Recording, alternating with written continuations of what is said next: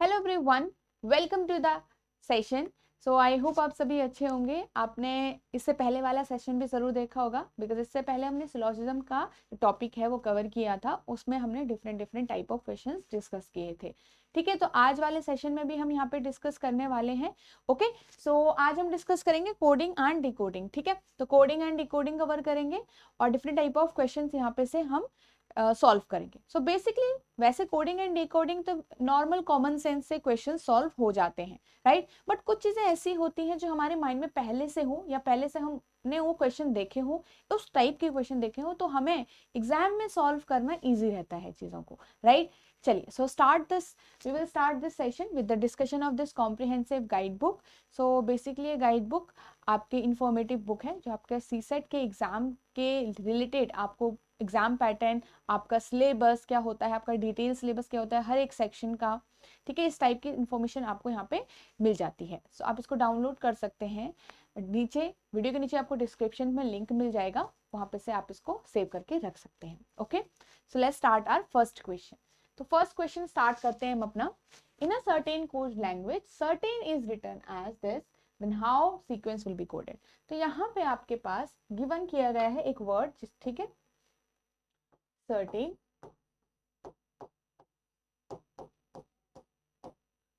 X, V, I, G, Z and R and M। ठीक है, अब जैसे कहा, जैसे हमने यहाँ पे बोला कि काफी चीजें हमारे माइंड में पहले से होनी चाहिए। मान लो अब आप अगर यहाँ पे डायरेक्ट ऐसे करके देखेंगे, ठीक है, तो आपको समझ आएगा कि ये क्या है। हर एक लेटर अपने ही ऑपोजिट लेटर में कोड हो रखा है, पर ये पता कैसे चलेगा जब आपको ये ऑपोजिट लेटर्स ऑलरेडी पता होंगे तो। ठीक है, तो यहाँ पे C का ऑपोजिट लेटर X है, E का V है, R का I है, T का G है, A का Z है, ऐसे ही बाकी भी। तो ये हमें तब पता चला जब हमें पहले से चीजें पता थी और इसलिए हम इजीली फाइंड आउट कर पाए। तो यही हम अप्लाई किस में करेंगे, जो गिवन वर्ड हो रखा होगा। तो सीक्वेंस का यहाँ पे से कोड हो जाएगा S का ऑपोजिट H, ठीक है, E का V, Q का J, तो ये क्या है, U का हो जाएगा आपका F। तो SVJF VM X and V। तो अगेन ये हमारा कोड होगा, ये हमारा करेक्ट आंसर होगा। ठीक है, तो हमने क्या किया, पहले देखा कि ये जो वर्ड गिवन है इसमें क्या पैटर्न फॉलो हो रहा है, क्या लॉजिक लग रहा है। तो हमने देखा ऑपोजिट लेटर्स यहाँ पे कोड में आए हैं, तो वही हम सेम चीज अप्लाई करेंगे अपने गिवन वाले वर्ड में। Let's start next question. ठीक है, नेक्स्ट देखिए, फैशन जो है वो कोड हुआ है MLRSZZU। तो ये कैसे कोड हुआ होगा, यहाँ पे देखो। तो अगर हम इसको ऐसे करके लिखें,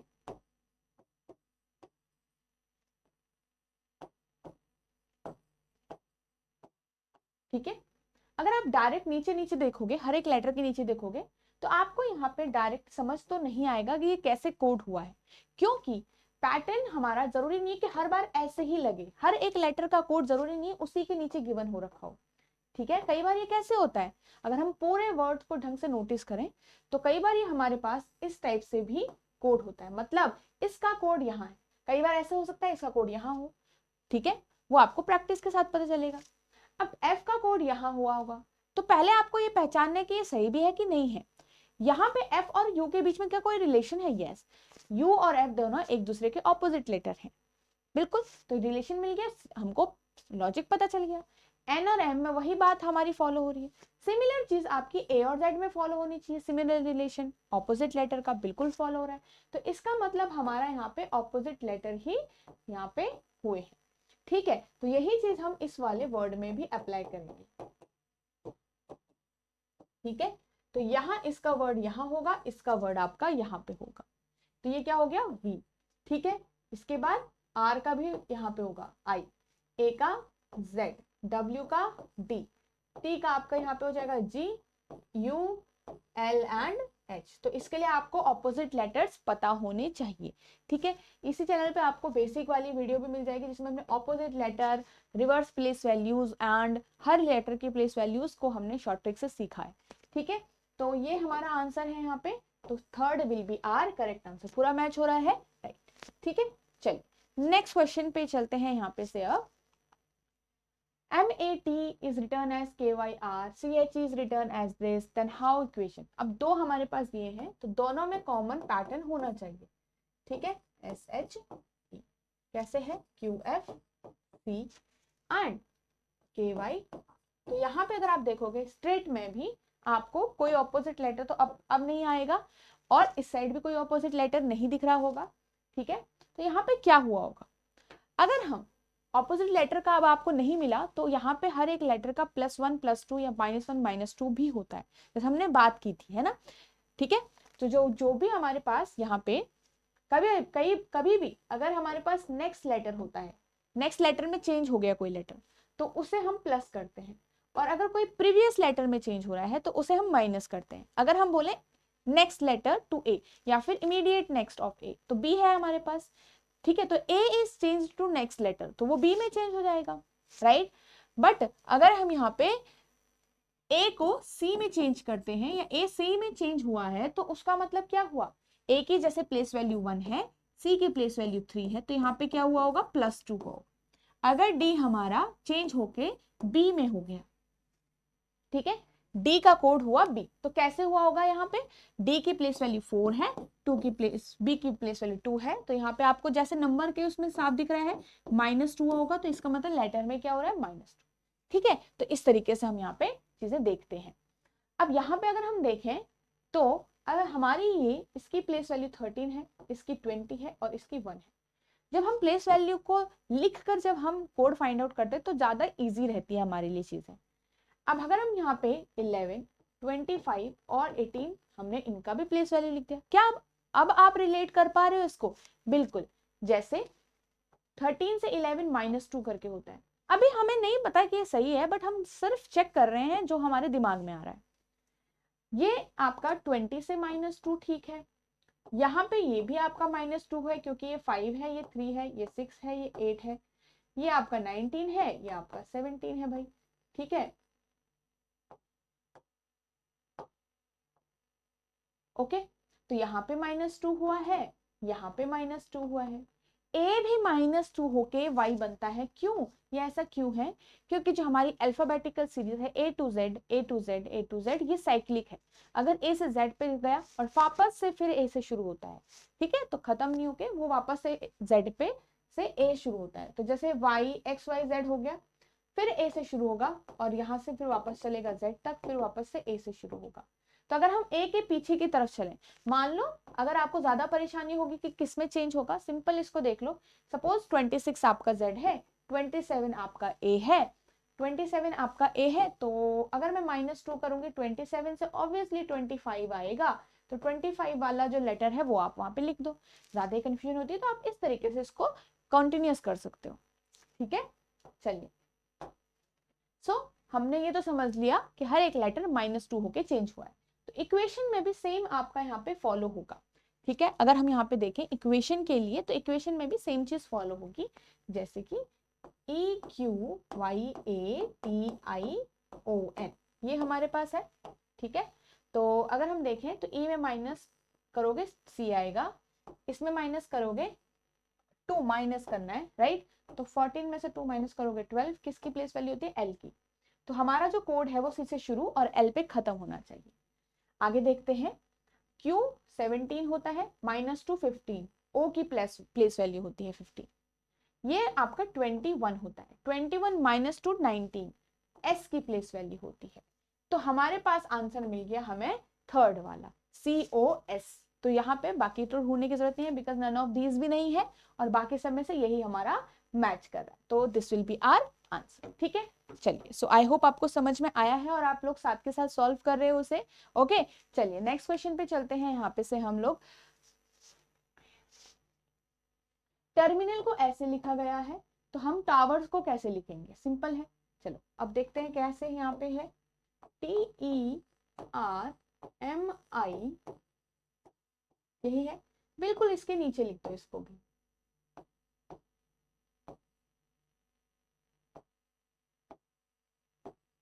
ओके।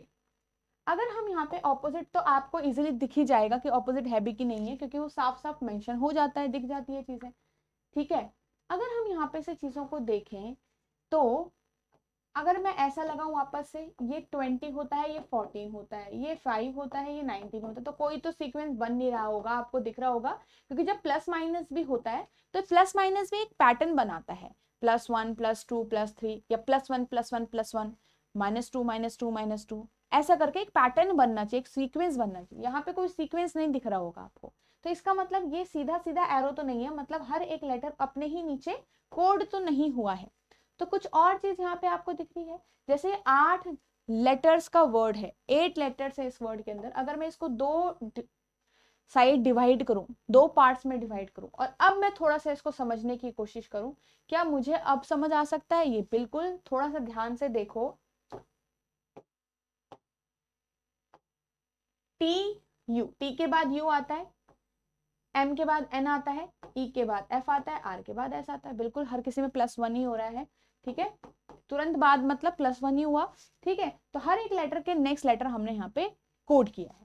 सिमिलरली अगर ये यहाँ पे भी ऐसे ही हो रहा है, यहाँ पे भी ऐसे हो रहा है, यहाँ पे भी और यहाँ पे भी, इसका मतलब यही चीज लग रही, क्या हुआ, हर एक लेटर अपने नेक्स्ट लेटर में, या फिर बोल दीजिए +1 होके कोड बन रहा है, बट ऐसे क्रॉस पैटर्न में, ठीक है। यही चीज हम लगाएंगे टावर्स पे, टावर्स पे।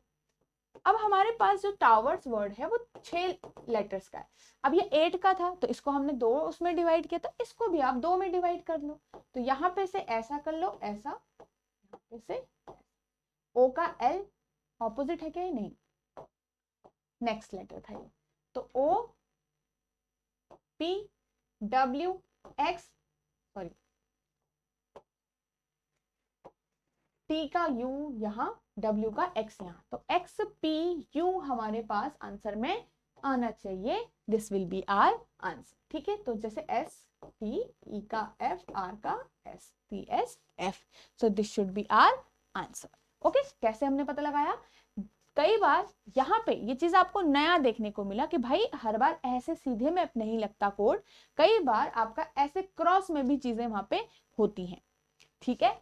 चलिए आगे देखते हैं, डॉटर को ऐसे लिखा गया है और एप्टीट्यूड को आपको कैसे लिखना है। तो अगर आप ध्यान से देखोगे, डॉटर में अभी तक आप जितने भी वर्ड्स देख रहे थे इससे पहले, हर एक वर्ड में एक नया नया लेटर नीचे वाले जो कोड पार्ट है, जैसे ये वाला जो पार्ट है वहां पे आपको, और जो ये वर्ड वाला पार्ट है, दोनों में कॉमन कॉमन लेटर नहीं दिख रहे होंगे। जैसे मान लो टर्मिनल का कोई यहाँ पे सारे लेटर प्रेजेंट नहीं है, मतलब हर कोई ना कोई न्यू लेटर दिख गया आपको, इसका मतलब कोडिंग न्यू लेटर बन के आ रही है। अगर जैसे हमें इस टाइप का मिलता है, आप अगर ध्यान से देखोगे तो हर एक लेटर इसका यहाँ इन्वॉल्व हो रखा है, कोई भी नया लेटर, कोई भी नया लेटर इन्वॉल्व नहीं हुआ है।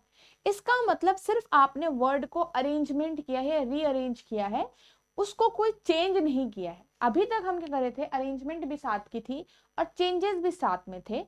अब आप सिर्फ रीअरेंज कर रहे हो वर्ड को और उसे बना दे रहे हो कोड, ऐसा। हम देखेंगे कि जो यहाँ अप्लाई हुआ है वही हम यहाँ पे भी अप्लाई करेंगे।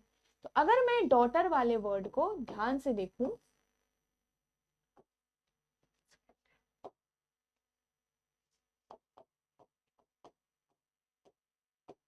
ठीक है, ये हमारा चेंज हुआ TER और DAUGH। और अगर आप ध्यान से देखो, ये जो आगे का वर्ड है ये वाला, ये सेम सीक्वेंस में, सेम आपका रिपीट यहाँ पे कॉपी पेस्ट हो गया है।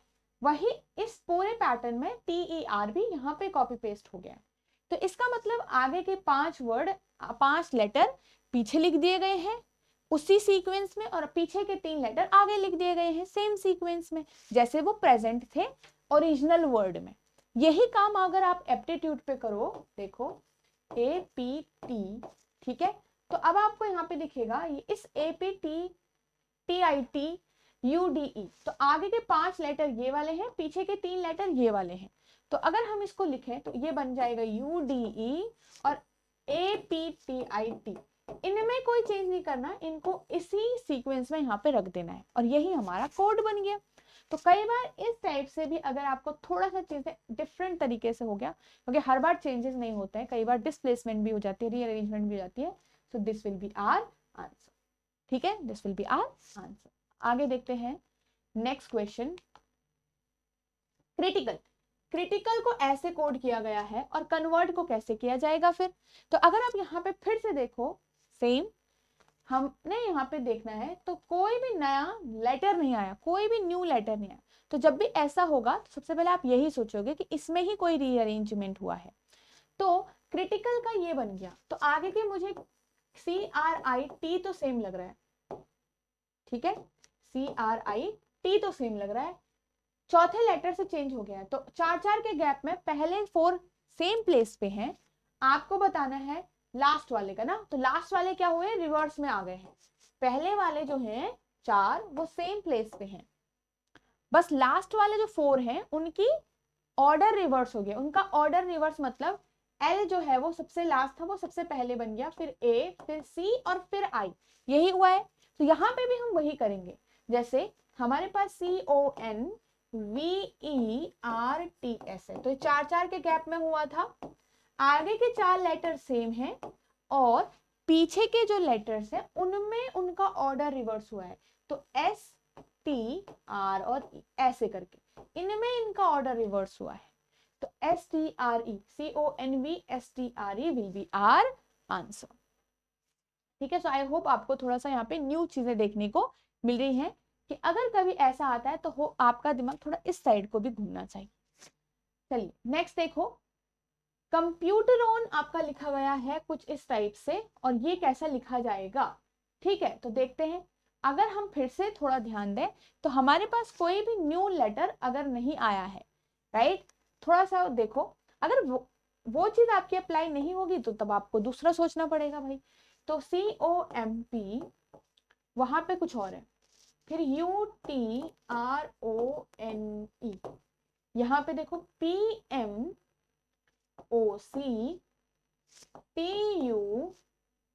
TUENOR। अगर ये देखो, अब इसको थोड़ा सा सेपरेट करो, कैटेगराइज करो चीजों को। ये आपको मतलब ये वाला पार्ट और ये वाला पार्ट और ये वाला पार्ट आपका कुछ दिख रहा है। अब आपको देखो, इन चारों में रिवर्स में लिखा गया है, इन चारों में रिवर्स में लिखा गया है और इन दो को पेयर में लिखा गया है। जैसे C यहां आ गया, O यहां आ गया, ठीक है, फिर आपका M यहां आ गया, P यहां आ गया। तो हर एक लेटर मतलब पूरा वर्ड रिवर्स में हो रहा है, बट पेयर पेयर में। ये आपके 4 वाला पूरा हो गया, ये 4 वाला, और यहाँ पे 2 में। जैसे इसका रिवर्स हो गया पूरा ऑर्डर इस वाले पार्ट का, तो जैसे जो लास्ट वाला लेटर था वो यहाँ पे आ गया, ये वाला लेटर यहाँ आ गया, ठीक है। तो ऐसे हम इसमें भी करके देखते हैं। तो ADVA आगे के लेटर है, तो आगे के 4 लेटर को भी करना पड़ेगा। तो AVD और A बनेगा हमारे पास AVDA। फिर बीच के 2 लेटर्स के में होना चाहिए, बीच के 2 लेटर में भी चेंज आया है, ये इधर आ जाएगा और ये इधर आ जाएगा, ठीक है। तो आपके पास बी के बीच के 2 लेटर हैं N और T, N और T में T पहले आएगा, N बाद में आ जाएगा। और AGES में SEG और A, तो ये ऑर्डर चेंज हो गया। तो SEGA ADVA TNSEGA, so this will be our answer। नहीं सॉरी, AV है ना, AVDA है, ये होगा हमारा आंसर, ठीक है। चलिए फर्स्ट वाला हमारा आंसर होगा क्योंकि पूरा मैच यहाँ पे कर रहा है। नेक्स्ट क्वेश्चन देखते हैं। चलो, तो ये लास्ट क्वेश्चन आपका होमवर्क क्वेश्चन होगा, आप नेक्स्ट वाले सेशन में इसका आंसर आपको मिल जाएगा, ठीक है। सो थोड़ा सा दिमाग लगाइए, थोड़ा देखिए क्या चीज यहाँ पे अप्लाई हो रही है, ठीक है। So you will get the answer in your next session for coding decoding, ठीक है। सो आई होप आपको आज के सेशन में सारी चीजें समझ में आई हैं। Now we will talk about the course here. So this is the complete 100 hours course। ये आपका 100 hours का कोर्स है CSET का, जो डेडिकेटली आपका CSET की जो भी इंपॉर्टेंट टॉपिक्स हैं उन्हें कवर करता है, ठीक है। तो आपका ये कॉन्सेप्ट क्लासेस है, इसके अंदर टेस्ट सीरीज है, इसके अंदर वीकली लाइव डाउट सेशंस भी आपके लिए जाते हैं, एंड बिफोर एग्जाम आपके लाइव रिविजन क्लासेस भी इसके अंदर कंडक्ट होते हैं। तो दिस इज द कोर्स है। So if you want to know more about the course you can call us on this number, or if you are someone who want to enroll in this course, so again you can call us on this number and to try to find out how you can easily enroll in this, or what are the other factors and how this course will be helpful to you, ठीक है। चलिए, सो हम मिलते हैं next session में। Good day everyone.